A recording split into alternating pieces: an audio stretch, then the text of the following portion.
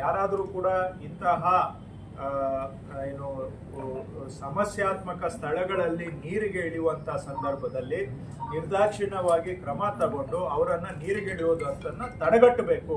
ನಾಳೆ ಒಂದು ಪ್ರಾಣ ಹಾನಿ ಆದರೆ ಆ ಕುಟುಂಬದ ನಷ್ಟವನ್ನು ನಾವು ಯಾರೂ ಭರಿಸಲಿಕ್ಕೆ ಸಾಧ್ಯ ಇಲ್ಲ.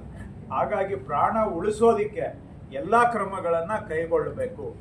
ಅಧಿಕಾರಿಗಳ ಮಾತಿಗೆ ಜನ ಗೌರವ ಕೊಡಲಿಲ್ಲ ಅಂದರೆ ಅವರಿಗೆ ಲಾಠಿಯ ಬಿಸಿಯನ್ನು ಮುಟ್ಟಿಸ್ಬೇಕು.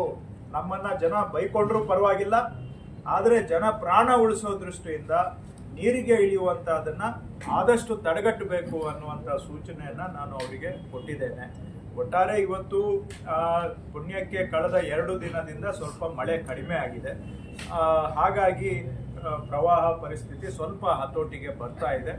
ಆದರೂ ಕೂಡ ಕೃಷ್ಣಾ ನದಿಯಲ್ಲಿ ಮಹಾರಾಷ್ಟ್ರ ಭಾಗದಿಂದ ನಮಗೆ ಈಗಲೂ ಕೂಡ 2.5 ಲಕ್ಷಕ್ಕಿಂತ ಹೆಚ್ಚು ಕ್ಯೂಸೆಕ್ಸ್ ನೀರು ಹರಿದು ಬರ್ತಾ ಇದೆ.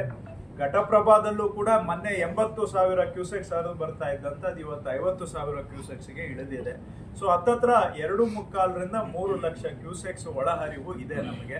ಸೊ ಈ ಹಿನ್ನೆಲೆಯಲ್ಲಿ ಈ ಬಾರಿ ಮಹಾರಾಷ್ಟ್ರ ಸರ್ಕಾರದ ಜೊತೆಗೆ ನಾವು ಒಂದು ಕೋಆರ್ಡಿನೇಷನ್ ಕಮಿಟಿಯನ್ನು ಕೂಡ ಮಾಡಿ ಅವರು ಯಾವಾಗ ನೀರು ಬಿಡ್ತಾರೆ ಅದಕ್ಕೆ ತಕ್ಕ ಹಾಗೆ ನಾವು ಕೂಡ ಆಲ್ಮಟ್ಟಿಯಿಂದ ನೀರನ್ನು ಬಿಡುವಂಥ ಒಂದು ಕೋಆರ್ಡಿನೇಷನ್ ಮೆಕ್ಯಾನಿಸಮ್ ಅನ್ನು ಮಾಡಿದ್ದೇವೆ.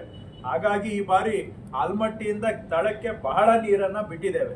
ನೀವು ಬಹುಶಃ ಹಿಂದೆ ಯಾವುದೇ ವರ್ಷಕ್ಕೆ ಹೋಲಿಕೆ ಮಾಡಿದಾಗ ಆಲ್ಮಟ್ಟಿಯಲ್ಲಿ ಅತಿ ಕಡಿಮೆ ನೀರು ಇರುವಂತಹದ್ದು ಈ ವರ್ಷನೇ. ಈಗ ನಾವು ಬರೀ ಸ್ಟೋರೇಜ್ ಕೆಪಾಸಿಟಿಯಲ್ಲಿ 55% ಮಾತ್ರ ನೀರು ನಿಂತಿದೆ. ಅಂದರೆ ಒಂದು 65-66 TMC ಅಷ್ಟು ನೀರಿದೆ. ಯಾಕೆ ಅಂದರೆ ಮೇಲೆ ಪ್ರವಾಹ ಆಗಬಾರದು ಅಂತೇಳಿ ಆಲ್ಮಟ್ಟಿಯಿಂದ ಬಹಳ ಬಿಡುಗಡೆಯನ್ನು ನಾವು ಮಾಡಿದ್ದೇವೆ. ಸೊ ಹಾಗಾಗಿ ಕೋಆರ್ಡಿನೇಟೆಡ್ ಆಗಿ ಈ ಬಾರಿ ಮ್ಯಾನೇಜ್ ಮಾಡುವಂಥ ಪ್ರಯತ್ನ ಮಾಡ್ತಾ ಇದ್ದೇವೆ. ಆ ಕೋಆರ್ಡಿನೇಷನ್ ಇಲ್ಲದೆ ಹೋಗಿದ್ದಿದ್ರೆ ಬಹುಶಃ ಇನ್ನೂ ಜಾಸ್ತಿ ಅನಾಹುತ ಆಗ್ತಾ ಇತ್ತು. ಈಗ ಹಿಂದಿನ ವರ್ಷಗಳಿಗೆ ನಾವು ಹೋಲಿಕೆ ಮಾಡಿದರೆ ಅದು ಬೆಳೆ ಹಾನಿ ಪ್ರದೇಶ ಇರಲಿ ಅಥವಾ ಸಾವು ನೋವಿರಲಿ, ಈಗ 2019ರಲ್ಲಿ 9,70,000 ಹೆಕ್ಟೇರ್ ಪ್ರದೇಶದಲ್ಲಿ ಬೆಳೆ ಹಾನಿ ಆಗಿತ್ತು. ಅದೇ ನೀವು 2022ನೇ ಸಾಲಿನ ತಗೊಂಡ್ರೆ 12,49,000 ಹೆಕ್ಟೇರ್ ಪ್ರದೇಶದಲ್ಲಿ ಬೆಳೆ ಹಾನಿ ಆಗಿತ್ತು. ಅದಕ್ಕೆ ಹೋಲಿಕೆ ಮಾಡಿದಾಗ ಈ ವರ್ಷ 44,000 ಹೆಕ್ಟೇರ್ ಆಸುಪಾಸಿನಲ್ಲಿ ಇದೆ ಅಂತ ಹೇಳಿದ್ರೆ ಆ ವರ್ಷಗಳಿಗೆ ಹೋಲಿಕೆ ಮಾಡಿದಾಗ ಈ ವರ್ಷ ಸ್ವಲ್ಪ ಕಡಿಮೆ ಇದೆ. ಸಾವು ನೋವು ನೋಡಿದಾಗ್ಲೂ ಕೂಡ 2019ರಲ್ಲಿ 272 ಜನ ಸಾವಿಗೆ ಈಡಾಗಿದ್ರು. ಅದೇ 2022ರಲ್ಲಿ 249 ಜನ ಸಾವಿಗೆ ಆಗಿದ್ರು. ಈಗ ಸದ್ಯಕ್ಕೆ ಇಲ್ಲಿವರೆಗೂ, ಯಾಕಂದ್ರೆ ಇನ್ನೂ ಇದೆ ಏನು ಅಂತಿಮ ಅಲ್ಲ, ಇಲ್ಲಿವರೆಗೆ 43 ಜನ ಸಾವಿಗೆ ಈಡಾಗಿದ್ದಾರೆ. ಸೊ ಇದೆಲ್ಲ ನೋಡಿದಾಗ ಇನ್ನೂ ಪರಿಸ್ಥಿತಿ ಸ್ವಲ್ಪ ಹತೋಟಿಯಲ್ಲಿ ಇದೆ ಅಂತ ಹೇಳ್ಬೋದು. ಆದರೂ ಆಗಸ್ಟ್ ತಿಂಗಳಿನಲ್ಲಿ ಮತ್ತೆ ಮಳೆ ಉಲ್ಬಣ ಆಗುವ ಸಾಧ್ಯತೆಗಳಿದೆ. ಅದಕ್ಕೆ ರಾಜ್ಯ ಸರ್ಕಾರ ಎಚ್ಚೆತ್ತುಕೊಂಡು ನಾವು ಕೆಲಸವನ್ನ ಮಾಡ್ತಾ ಇದ್ದೇವೆ. ಈ ಭಾಗದಲ್ಲಿ ಬಂದ್ರೆ ಬಹಳ ಮುಖ್ಯ ಸಮಸ್ಯೆ ಪುನರ್ವಸತಿಯದ್ದೇ.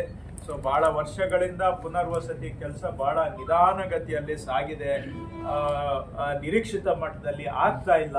ಮತ್ತು ಕೆಲವು ಗ್ರಾಮಗಳು, ಅದು ಬಾಗಲಕೋಟೆ ಜಿಲ್ಲೆ ಇರಲಿ ಅಥವಾ ಬೆಳಗಾವಿ ಜಿಲ್ಲೆ ಇರಲಿ, ಕೆಲವು ಗ್ರಾಮಗಳು ಪುನರ್ವಸತಿ ಆಗಿಲ್ಲ ಅಂತಕ್ಕಂಥದ್ದು.